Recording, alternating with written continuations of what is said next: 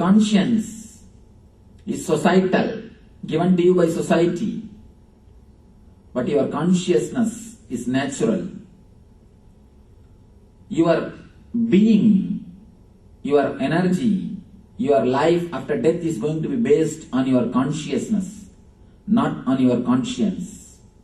The quality of life which you lived, when I say quality of life which you lived, I mean how intense you have lived. If you are sitting here, if you are aware of your whole being, if you are aware of your whole surrounding, if you are aware of whatever is going on in your body and mind, that is what I say, consciousness. A continuous, clear, witnessing awareness. Only that is going to guide you after death. In North India, he is very popular in North India, he preaches.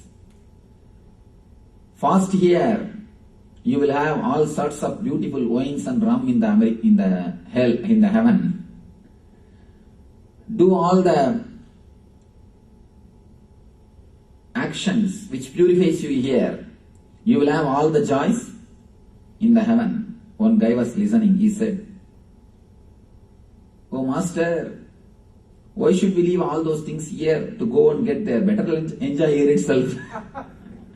If that is the thing we are going to get there, why not enjoy here itself? And there is no even guarantee whether they will give there or not. At least here we have a clear-cut guarantee. And who knows the exact quantity we will get or not, and who is going to serve and who is going to take care, we don't know. All your actions are not going to come with you.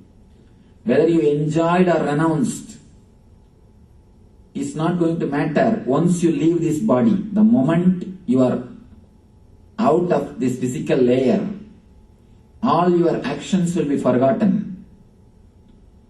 The saint or sinner, nothing is going to count. Only one thing will be counted: how much consciously, with awareness you lived. Of course, the thing is, the more you become aware and conscious of your body and mind, more it becomes under your control. Somebody asked, somebody asked me, can I become enlightened by controlling my sex? I said, enlightened people don't have sex, that is different. But don't think by controlling the sex you can become enlightened. Of course, I am not telling you go around. Two things you need to understand. A Buddha is out of sex. An enlightened man is out of sex. A Jesus is out of sex. Krishna is out of sex. There is a beautiful incident. Once the Yamuna was filled with water. The flood was happening in the Yamuna. In the river Jamuna, there was flood. Krishna and gopis, they wanted to cross the Jamuna. And they finished all their Raslila. The biggest flirt on the planet Earth ever born. After all the Raslila, he wanted to cross and go to his place. But the river is filled with water. And he says, if it is true that I am a brahmachari, let this Yamuna open and give way. Immediately Yamuna opened and gave way. And these girls were all shocked. Just now this guy did all sorts of things, and which nobody can imagine. And he is telling, if I am a brahmachari, let this Yamuna open and give way. And the Yamuna is also opening and giving way. What is happening? He is totally out of the body. Of course, when a person becomes enlightened, he is neither male nor female. He lives always beyond body. Enlightened man is beyond sex. But the people who are trying to go beyond sex can all not become enlightened. Going beyond sex happens as a byproduct, side effect of enlightenment. That cannot be a technique or method to enlightenment. Enlightenment needs something more than suppressing yourself. It needs meditation. It needs transforming your consciousness. So none of your virtue, none of your acts are going to matter after you leave the body. There is a small story. One day, there was a rishi in a forest. One day a guy came in the midnight. He asked the rishi, "Can I stay here just for tonight? Tomorrow morning I'll go away." Rishi said, "Why not? Please stay here. You are welcome." He gave him food and shelter, everything. Next day morning, that guy got up and he is about to leave. When he was about to leave, he felt too much of love and compassion towards the rishi. And he said, "Oh Swamiji, you helped me really in a big way by giving me shelter in the midnight. Please accept this small offering." He gave little money to the rishi. Rishi said, "Where did you get so much of wealth? You are having so much of money. You are giving me." He was having so much of money and gave little bit to the rishi. This guy said, "I am a thief." The rishi said, No, I don't want your money." He sent him. After that, rishi was praying to God, "Oh God, please forgive me. I have given food and shelter for a thief. How great sin it is. What will I do? How will I remove this sin?" He started weeping profusely, praying to God, begging him to apologize him.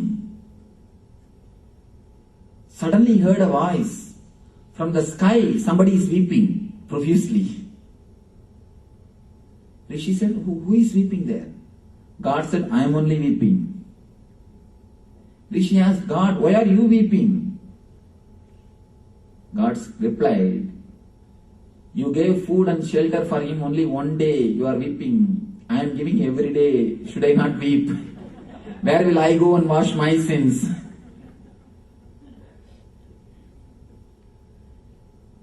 The real meaning of the story is, the guy, the rishi, has become too egoistic. He started feeling he is holier than others.